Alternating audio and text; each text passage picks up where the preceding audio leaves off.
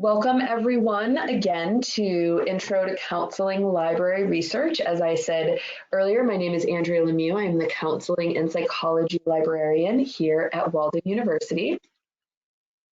Tonight we're going to cover three main topics to get you oriented to using the library. The first is navigating the library. Second is finding articles for discussions and assignments. And lastly, we're going to talk about where to get more help.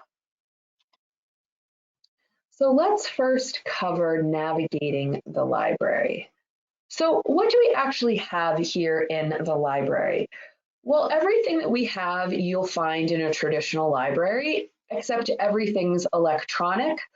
So we have journals, books, videos. We actually have completed Walden and other university dissertations. And we even have popular materials that you'll find in a public library or bookstore, like magazines and newspapers. So things like the Harvard Business Review, the Wall Street Journal, all of those things are freely available to you as well.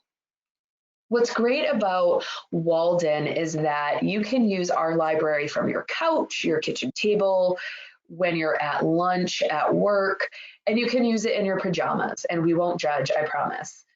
You can use it at 1 a.m. or 10 p.m. or anywhere in between, because unlike a physical library, we're never really closed. Now, we don't work 24/7, but all of our materials are always available. The other thing about our library is that we focus all of our collections, so what we add to the library, on Walden programs. So all of our materials are there to support psychology, to support counseling, our nursing and business programs. So they're very specific to our programs. So these aren't things that you're going to find at your local public library. You're also not going to find them freely available online. Everything that is in the library, we subscribe and purchase. So it's free to you, but know that you're already paying for this through your tuition. So please don't be a student that doesn't know until their second or third or fourth or maybe midway through their program that these things were available to them and you've been purchasing articles or other types of material online. Even if we don't have it in the library, we can often find where you can get it for free or point you in the right direction of other places that might have the material that you need.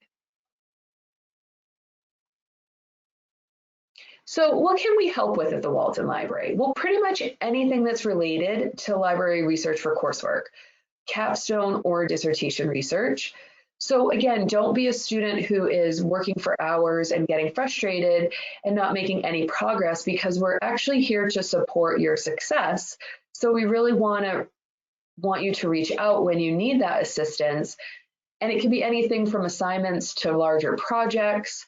And it can be specialized research as well. So a lot of students don't know that we help with things with like tested measures, stats and data, theory and methodology, and more in-depth research topics like identifying a gap in the literature or the literature review. So that's all more specialized research that we help with as well. So just know, though, that we don't do the research for you. So we don't send you lists of articles. We don't research your topic. You know, unlike an amusement park where you go to the fortune teller in the machine and you put in a quarter, it tells you your fortune. It's not like that. You don't put a quarter in and out comes, 5 articles that you can use for your assignment. What we do help you with is learning how to use the library resources available to you. So we're happy to send you research strategies, example searches, recommendations for databases and keywords. So know that we do help with that. And I think you'll be pleasantly surprised when you do reach out to us that will send you step-by-step instructions and really help to kind of model some of those research techniques that we're going to be talking about tonight.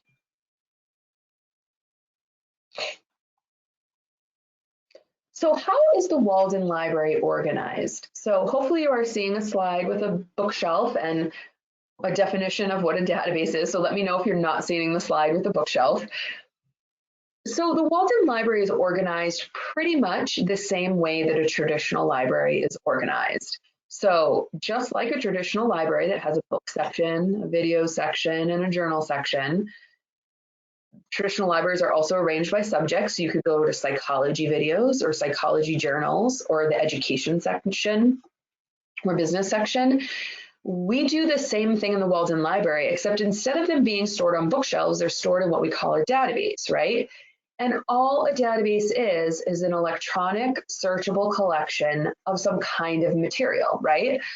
So there's many more advantages to searching electronically than searching with just your eyes using, looking through a bookshelf, because you can manipulate your search so much better and faster once you really just learn a few basic search techniques. So you can limit to peer review, you can limit to full text. There's lots of things you can do that you can't when you use a physical library. It's much more difficult. So it's always good to know that when we're talking about a database, that's what we're talking about. So think of going to the second floor, north side of the building, and that's the psychology section. In Walden Library, we call that section Psych Info, which is our psychology database. So think of those two things as being very similar. Another concept that is important to know about is the difference between a database and a vendor. So you're seeing on your screen sort of three different graphics for EBSCOhost, ProQuest, and miscellaneous vendors. So EBSCOhost is simply a company, right? EBSCO is not a database. It's simply a company that licenses us different databases, and you can see some of them there. We primarily have EBSCO databases, so they all look very similar. So students all often mistake EBSCO for the database. They're like, oh, I searched EBSCO. Well, EBSCO isn't a thing in itself, but PsycInfo is. So if you tell me you searched PsycInfo, I'll know you searched the psychology section, and that's great. Or if you told me that you searched Education Source, that's the main education database. So that would be tell me a lot of information. To the left, you'll see our ProQuest databases. So they all look the same as well. And so we have a criminal justice database, some health sciences and business databases. All the way to the right, you'll see that we have some miscellaneous vendors as well and databases. So Sage, Taylor and Francis, Science Direct are all kind of miscellaneous ones that fall in their own little category by themselves. So just know the difference between a database versus vendor, because it's really helpful when you email us to tell us where you search, or if we have a doctoral appointment, we can talk about where you should try some of your different searches, and it'll make a lot more sense, and we'll be understanding each other much more clearly. So let's hop over to the library and actually start talking about what does this actually look like in practice. So now you should be seeing the library homepage. So if you are not, please let me know. So there's lots of things going on in the library, but just like any traditional library, you have to go in and read the signs, right? So to know where to go. But to give you kind of a quick tour, this main search box at the top we call Thoreau. What this does is it searches the whole library.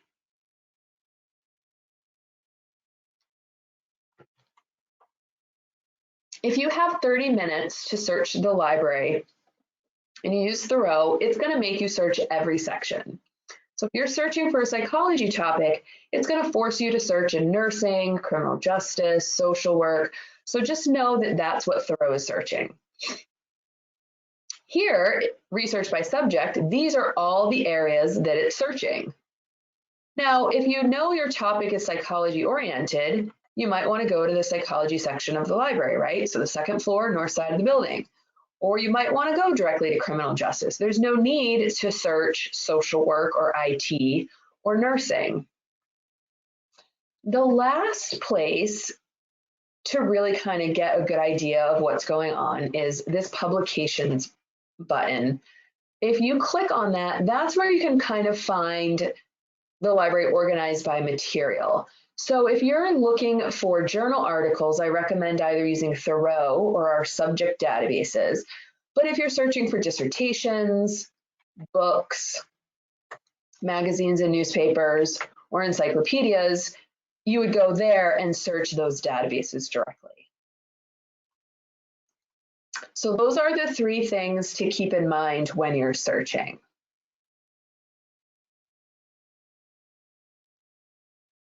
So this slide is pointing out the difference between Thoreau and the research by subject button. And oh, you know what? I didn't talk about this. So let me switch over back to the library really quickly. So when you go into the psychology section, what does it look like? Well, all of our subject pages are arranged the same. So you'll see the librarian that works in that area. So I don't necessarily recommend using this search box at the top. It searches across psychology resources, but it doesn't do a great job at tailoring your search numbers to a manageable amount. So I don't recommend using this. We're going to talk about a different strategy tonight. But if you want to see all the psychology databases, you can use this drop-down menu. And so you'll see PsycInfo, and these are the 5 main psychology databases. If you go to view all psychology databases, you'll see that there's 13 of them, everything from PsycInfo to LGBT database to social work abstract. So anything that's related to the social and behavioral sciences, you'll see here. You can also search directly for books, tests, and instruments. So think of this first box as physical materials that you can access. The second part are more how-to guides. So if you want to know how to do something, excuse me, this second box is really great. So if you want to know how to do a literature review, well, here's some information on how to do that. A basic search, which we're going to talk about tonight. And actually, I should be on the counseling page, so my apologies. It looks almost exactly the same, except it just is counseling. So again, you'll see the same databases, very similar to what we have in psychology. And then again, research help. So if we go to counseling and research basics, you'll see that. Tests and measures, how to search for tests and measures. So all of this at the bottom is how-to guides.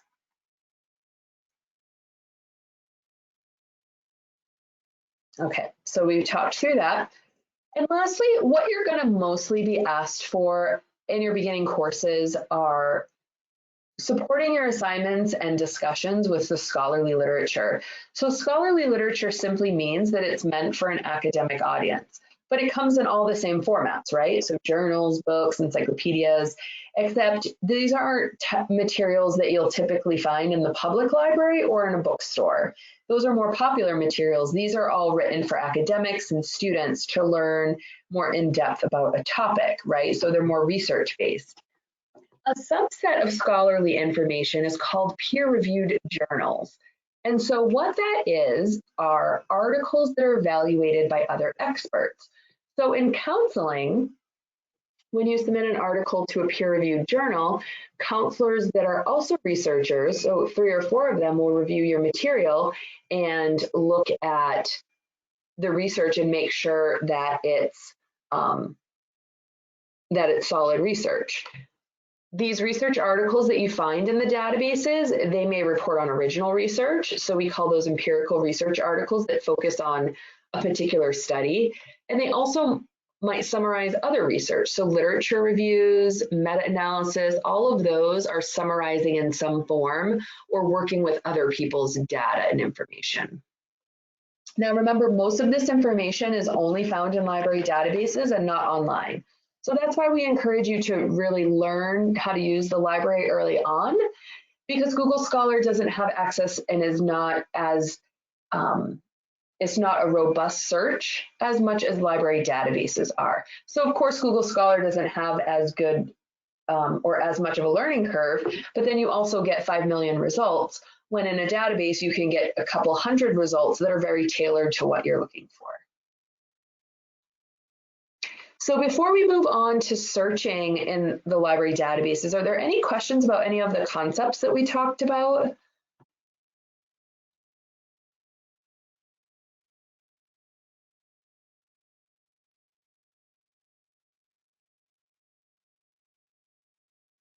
Okay, great. So let's move on to the next section. So as I told students in another webinar, I like trees. I like for them to stay in the ground.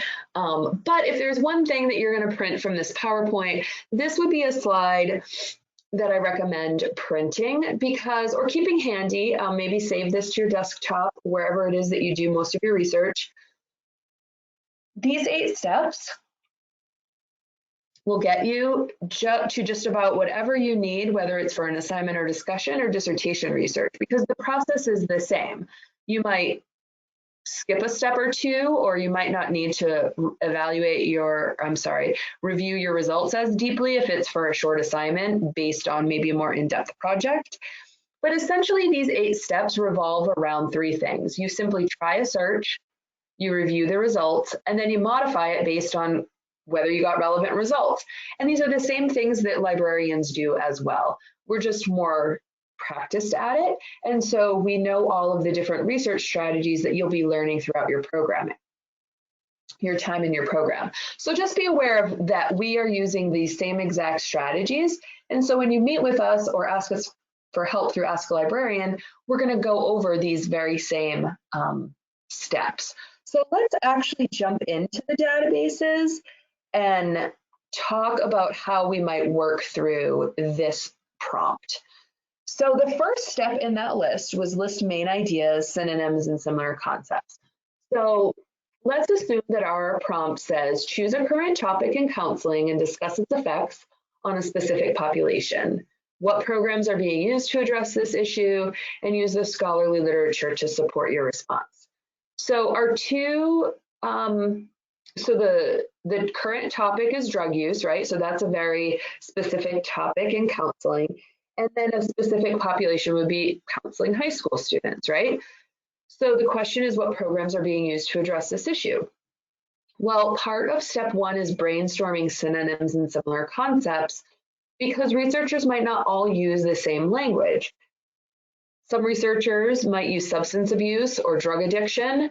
Some researchers might use secondary school or secondary education, especially in other countries outside of the United States. And teenagers and adolescents are a broader category, but they're also related to high school students as well. So we're just going to make a note of that as well. So the next step is choosing a database. So let's head over to the library and decide on choosing a database. Now, we want to search specifically counseling related materials, right? So we're not going to go to Thoreau because we have an assignment due tomorrow, and we want to sort through the most specific counseling resources that we can. So we're going to go to research by subject, and we're going to click on counseling.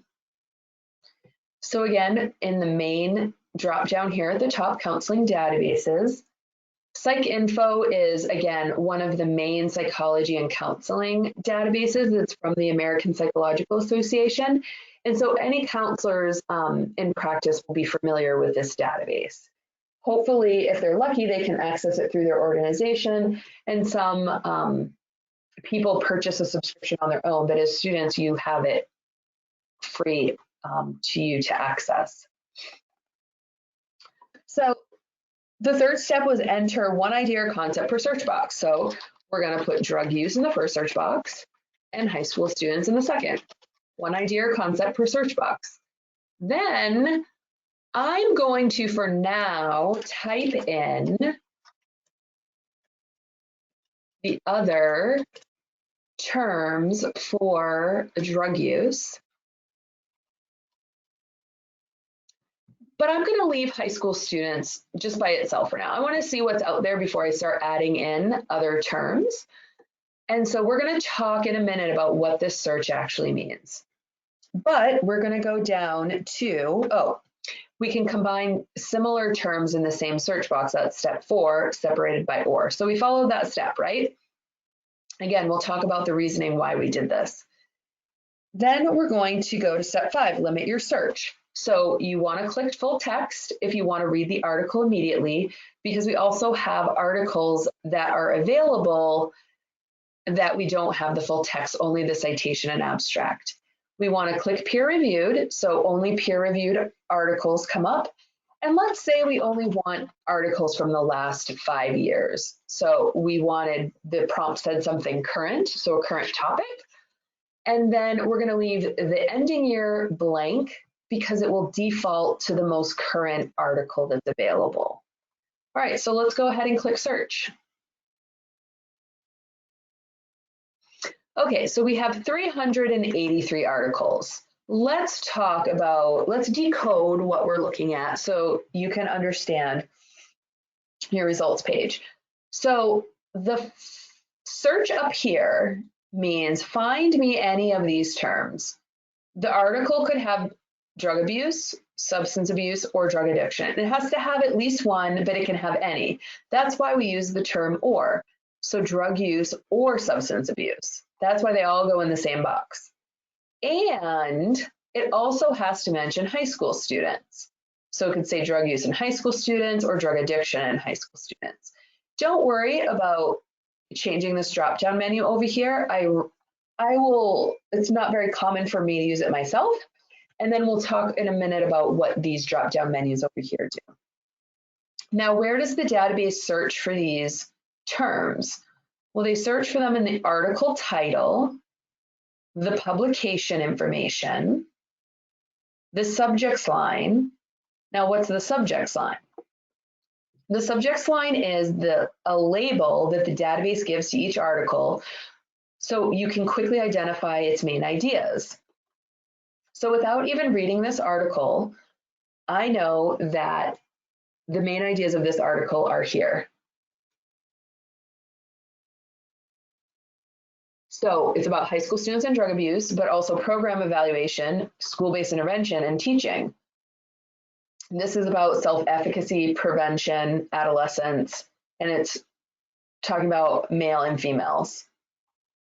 So we know even before we look more at the article, what the main ideas are. If we click on the article title, we can see in the abstract, it's also looking for those terms as well. So those are the 4 places that it looks. And then on the left here in this blue column, you'll see more limiters that you saw on the main page.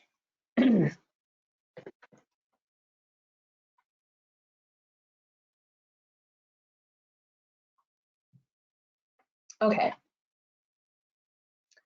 Let's see where we are.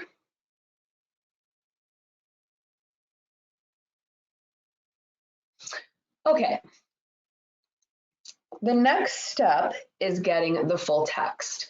So let's assume that we found something right away that we wanted to find the full text of. So you can see PDF underneath this article or HTML. Those are pretty self-explanatory. If you click on PDF, you'll be able to read the article in the database itself. If you hover at the top, you'll see an option to download it or print it. Gives you some more options on the side to share. And HTML will do the same thing as well. The other thing that will get you to the full text is this Find at Walden button, the infamous Find at Walden button. So what that means is that the full text of this article lives in another database. So only PsycInfo only has the citation. Another database is where the full text lives. So if we click on it, it's going to do one of 3 things. It'll bring you right to the article, excuse me, or it will bring you to a list of databases you can select from where the article is available, or the button may not work, and we'll talk about that. So let's click on here and see what happens. So in this instance, it's not bringing us to the full text. It's bringing us to a list of databases.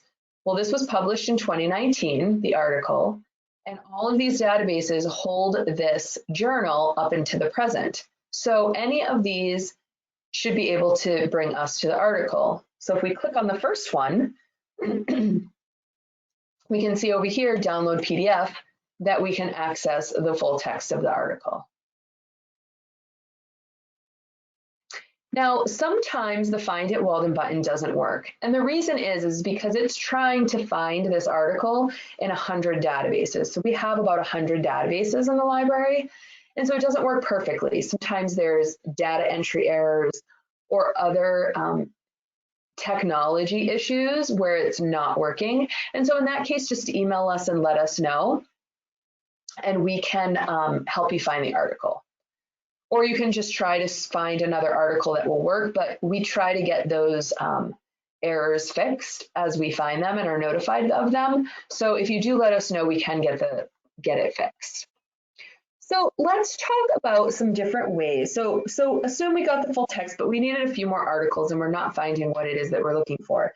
So let's talk about how we might evaluate and modify this search. So we're talking about drug use in high school students, but maybe we can narrow this a little bit more because 383 is a lot of articles. A good, well-tailored search is about a few hundred articles. So let's see if we can narrow that. Well, how can we? Again, this subjects line is really powerful. It's one of the best features I think databases have because it helps you brainstorm ideas. So what about drug use? What are some of the issues that we might be curious about? Well, there's alcohol abuse, there's tobacco smoking. So within drug use, you can see that's such a broad topic. Well, then there's prescription drug use.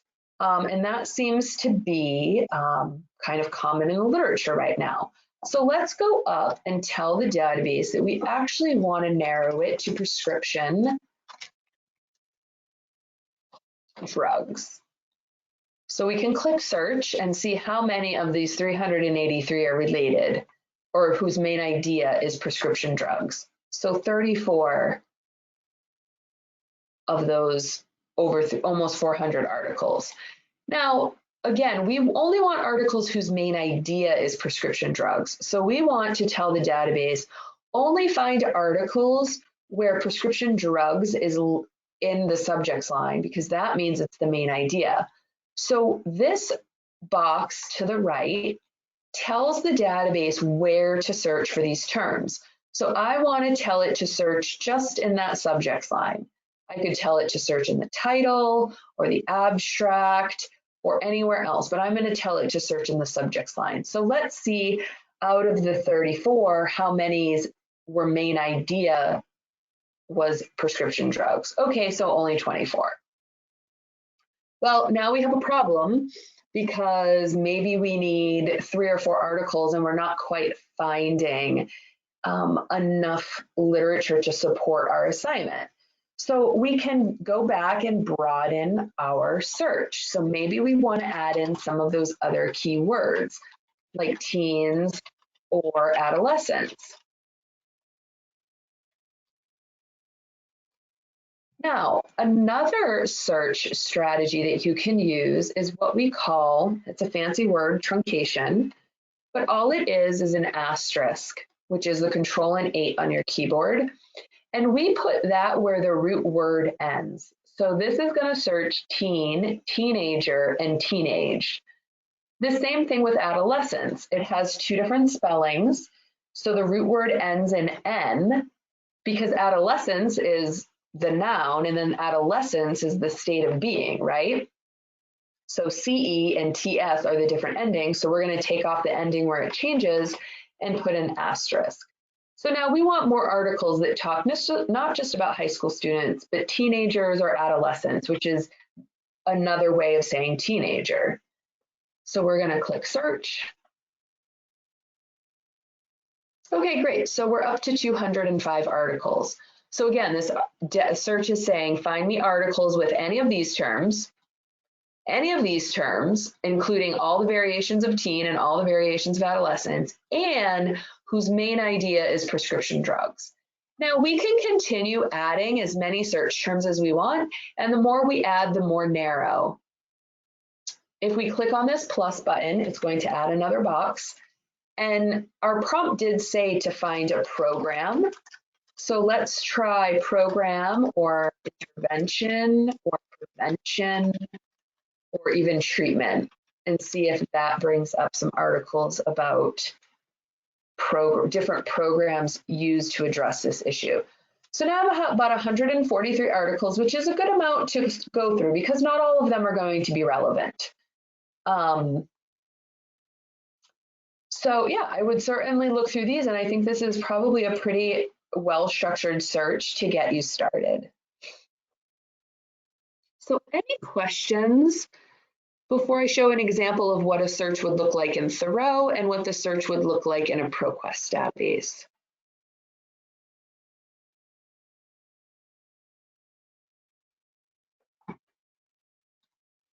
Okay, so remember we talked about searching Thoreau, right? And Thoreau searches all of these areas. So all of these areas and all of the databases in them.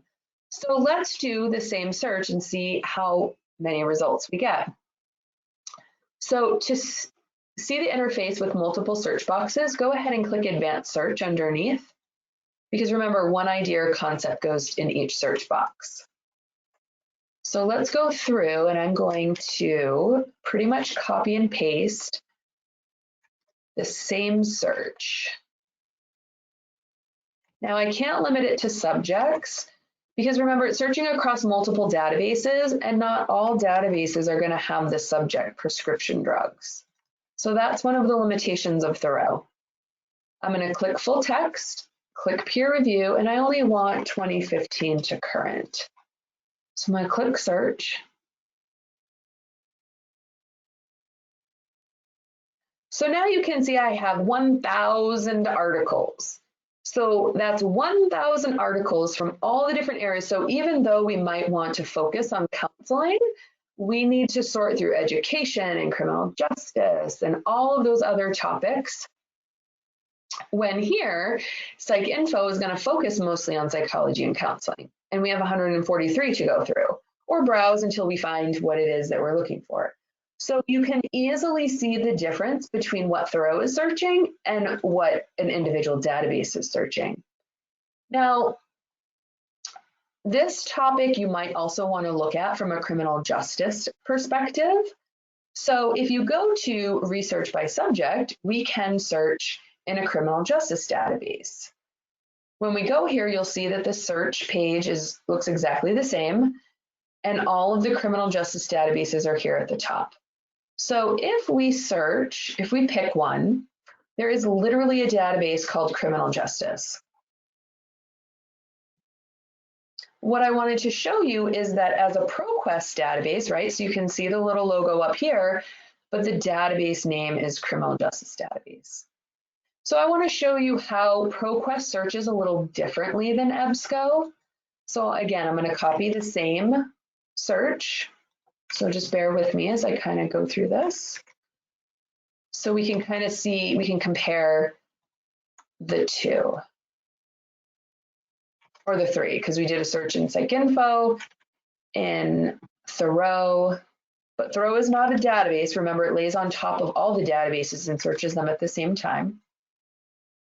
Click peer review, and we're going to say we want anything after 2015.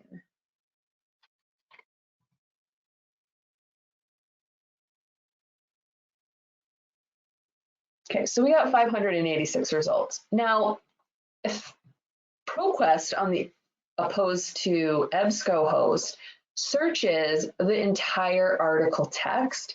So sometimes when you search ProQuest, you're going to get thousands of results. In that case, you can go back to modify search.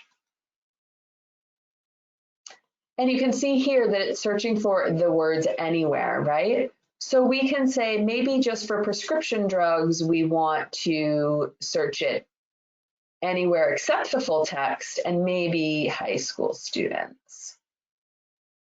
So we don't, it has to mention it in some other place, right? So the title, subjects, publication, or abstract.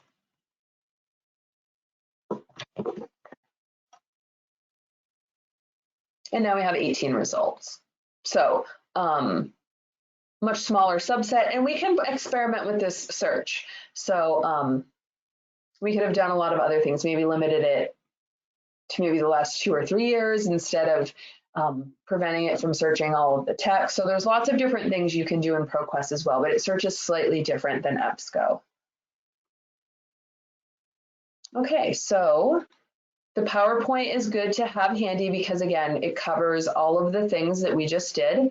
So counseling, databases, enter one idea or concept, combine similar ideas into one search box, limit your search, get the full text, PDF, HTML, or find at Walden, and then all of the different search strategies that we talked about. The only thing we didn't talk about is quotation marks. So just know that that searches as an exact phrase. So we could have put high school students in quotations to search for those 3 words exactly in that order. So those are options as well too. So any questions before we go on to where to get help?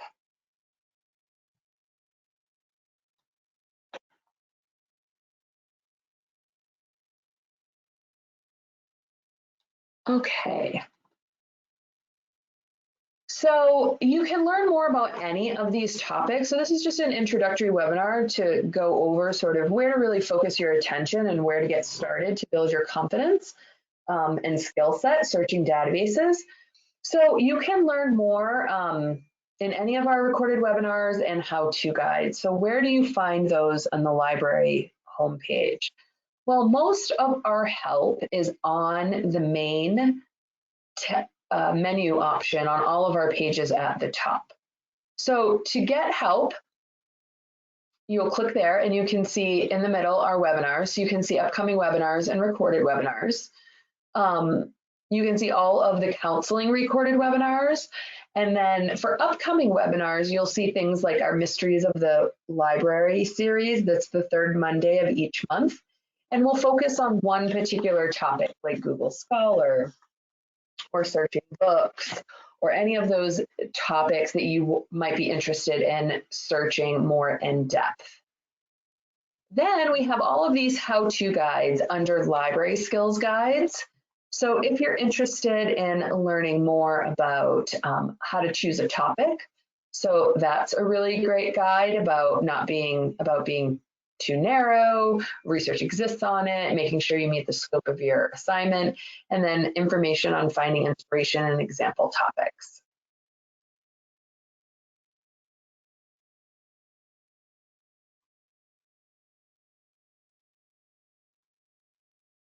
So lastly, where can you go to ask questions? So if you want to ask some questions, well, there's 3 basic places to go. So if it's really late at night, if it's midnight, we're not working. So you can go to Quick Answers, which is a searchable FAQ. If we are working, you can email or chat with us using Ask a Librarian. And if you're a doctoral student, you can schedule a one-on-one instruction appointment where we can talk about your specific research via phone or screen sharing.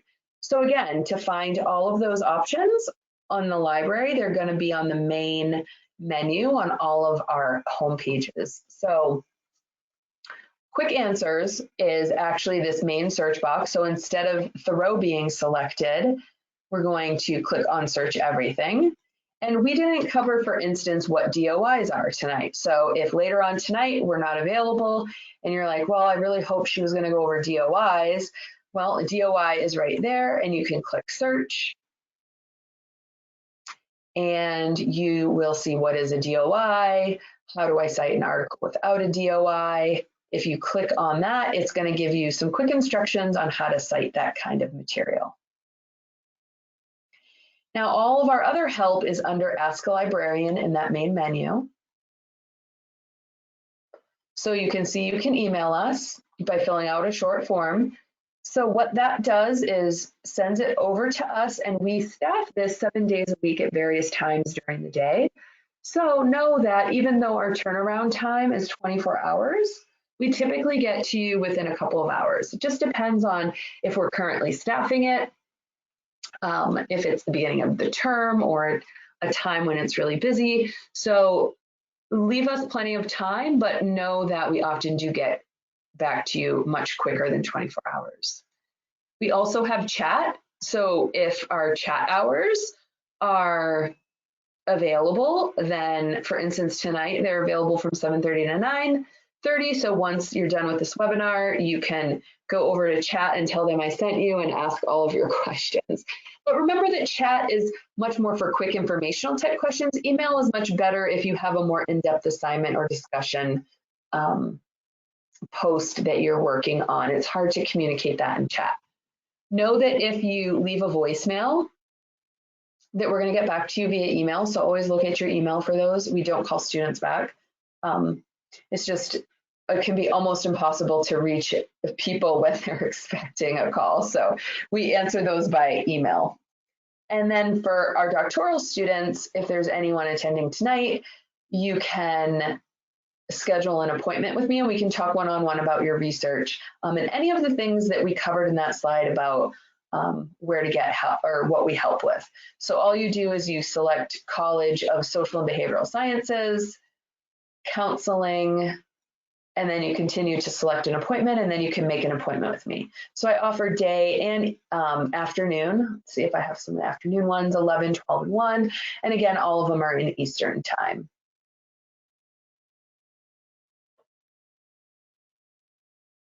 So that is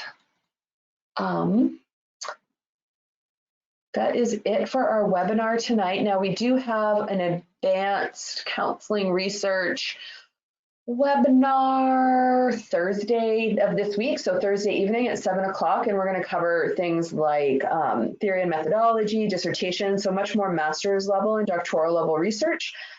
So you're welcome to attend that. Hopefully I will see you there as well. Even if you're not at that point in coursework, it's kind of good to get an idea of some of the other resources we have available in the library. So all of that starts to ring a bell once you do get to that part in your research. So I am going to stop the recording and stick around a little bit longer for questions. So thank you for everyone for coming that has to leave right away. And hopefully I will see you in a future webinar.